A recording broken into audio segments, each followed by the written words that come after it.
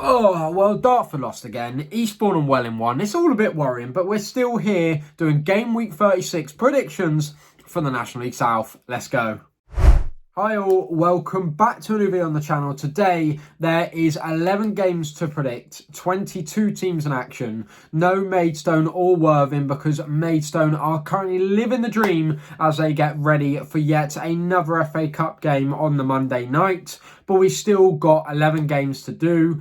Let's go smash it. So, the opening game is a bit of a cracker. It's Chelmsford at home taking on league leaders Yeovil Town. Now, Chelmsford are going to be a really difficult side for a stupidly good Yeovil side to go away to, because Chelmsford, even better than Yeovil, have the best defence in the league. Only 31 goals conceded all season. So, Yeovil going up to Chelmsford, it's going to be a really tough day. It's not going to be an easy ask. I know Yeovil's form is fantastic. Narrowly beaten Weston-super-Mare, bit of a local derby on the Tuesday night. Really, really good result for them, especially with Worthing losing to Welling. But I just really think it's going to be a tough game, and I can't see Yeovil going there and getting 3 points. I think they'd pretty much happily settle for the point going to third in the league away, to be honest.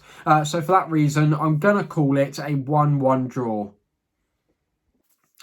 Game number 2, and it's Chippenham Town. They are hosting Dover Athletic. Now, Dover at this point, as harsh as it may sound, I know, I'm sorry, but they're almost just playing for pride at this point. They are so far off getting out of the relegation zone. And as well as that, the team that are lowest ranked out of the relegation zone are Taunton, and Dover have played 5 more games than them. So they are almost just playing for pride now.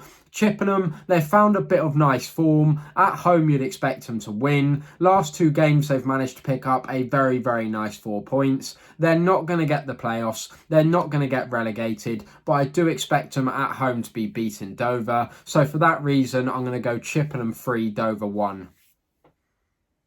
Game 3, and this one's got me sweating a lot. It's Dartford versus Taunton. Massive, massive, massive game down there at the bottom. Now, the last time Taunton Town did play, they got absolutely hammered up at St Albans 6-0. So that gives me a massive bit of confidence. But I know fully well in my head, as a Dartford fan, that a loss against Taunton on Saturday would be absolutely devastating, especially with Welling and Eastbourne both winning on the Tuesday night, as well as Taunton obviously being the team right near us. This is a must not lose, preferably please just win it, because Taunton have obviously got so many games in hand, as well as Truro.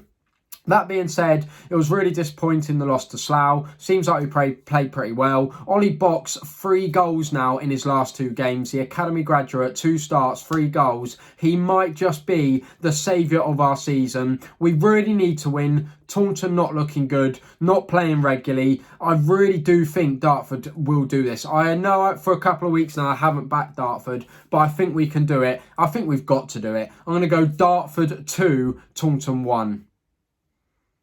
Game 4 is Hampton and Richmond taking on Farnborough. This is a very, very important game for Hampton and Richmond. They have finally, after an unbelievable season, dropped out of the playoffs for a first time in a good couple of months. They're taking on a Farnborough side who have found some form at the right time. They are 10 points off the playoffs, so the chances of making them are really, really slim. But a couple of good back-to-back wins followed by a draw against Torquay.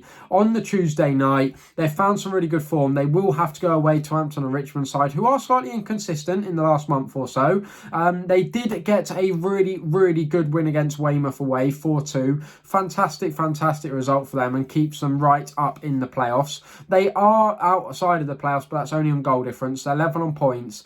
So I feel like with Farnborough's home form being so good and the away form being nowhere near as good, I am going to back Hampton and Richmond to take all 3 points. I'm going for a narrow 2-1 Hampton and Richmond win. Game 5, and it's a slightly similar story to the Dover Athletic one earlier. It's Havant and Waterlooville. They're taking on Bath City. Now, Havant and Waterlooville have got a massive task on their hands now. The loss against Eastbourne was absolutely devastating for them and their fans, I can only imagine. It almost sealed the deal. They're 24 points, and yet again, another team that have played a few more games than the likes of Taunton, Truro, and are just so far outside of that relegation. Getting out of relegation is what I'm trying to say. With that, they've got to play a Bath side who look unbelievable. 5 straight back-to-back wins. The acquisition of Richard Chin has looked unbelievable. They are pushing right up into the playoffs, and there doesn't look like anyone that's going to take them out of there at the moment. They look set in there, and I think they will be playing in the playoffs. That being said, I expect them to keep good momentum against a Havant side who will be absolutely devastated and low on confidence. It's a pretty easy game to call for me. It could go anyway, and I would love to see a bit of a shock, but I can't see it. I'm going to go for a Bath City 3-1 win. Now, next up, I am a Dartford fan, but I will certainly be a St Albans follower this weekend as well. St Albans take on Welling United. Welling United's last 2 games have been absolutely fantastic for them. Devastating for us Dartford fans.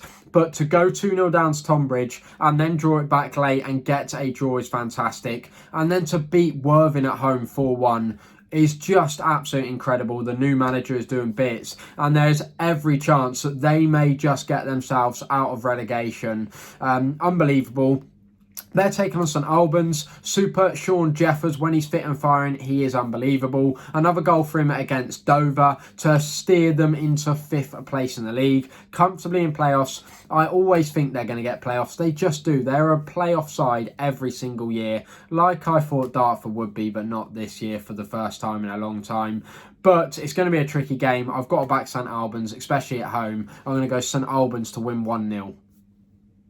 Game 7 is Tonbridge Angels. They're taking on Slough. Now, we'll start off with Tonbridge, the home side. They will be extremely disappointed. No wins in their last 3 have really scuppered their playoff hopes. They were right up there on really good form. They've looked a pretty decent outfit all season, to be honest with you. But to throw away a 0-0 draw against Braintree so late on, I think it was like the 86th minute, would have been uberly disappointing, as we talked about in the last one. To go 2-0 up against Welling and bottle that one as well. It's got to feel pretty rough for the Tonbridge fans at the moment, and you do think that playoffs are gone for them. But on the other hand, you have a Slough side who are well and truly fighting for them playoff places. They are right up there. 2 fantastic results for them. They thought this incredible run of form at home was going to come to an end. They managed to sneak 2 back late on against Chippenham Town, and then the mighty Darts come to Slough on a Tuesday night and they get another 3-2 win. Their home form is incredible, but they haven't been beaten in 4 games. They're going away to a Tonbridge side who have hit a bit of a bad patch. So for that reason, I am going to call it a draw. I've said all that and I'm calling it a draw. I know, stupid. Really sorry about that. Sounds so silly. But I'm actually going to go for a 2-2 draw. Next up is Torquay United. They're at home to Aveley. Aveley just 1 point off the playoffs. A stupendously good win against Maidstone on the Monday night. Fantastic result. I saw the solo goal as well from the Aveley player. Unbelievable stuff. But Torquay, they are 8 points off the playoffs. Would have never said that when the season started, that they'd be 8 points off at this point in the season.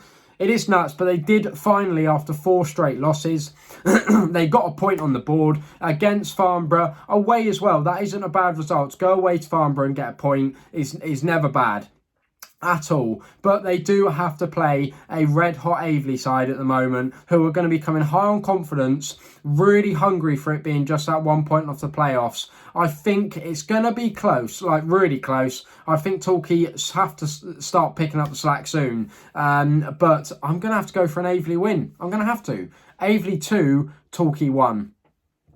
Game 9, I don't mean to take the mick, but with the amount of rain that has fallen here in the southwest, I don't want to bother wasting too much of my time predicting this game, because it's Truro City, who obviously play at Taunton Town. They're playing Hemel and Hempstead. So how do I keep this short and sweet, you ask? Well, Truro City, they had manager of the month not too long ago. Form was unbelievable, and now they haven't won in their last 5, with 4 of those being losses, most recently to Bath away. That's a tricky game nonetheless, but if you want to get back on form, if this game does go ahead, Hemel, Hempstead Town were right out there playoffs and they've been on similar form. 5 last games, no wins and just the 1 draw. 2 teams that are right on neck and neck for form table, so it's going to be a tough one to call, but if it does go ahead, I'm going to bottle this one and go 1-1. Game 10, the penultimate game, is Weston-super-Mare at home to Eastbourne Borough. Now, I'm sorry, Pyro, I'll have my hands up right now. Come on, Weston-super-Mare.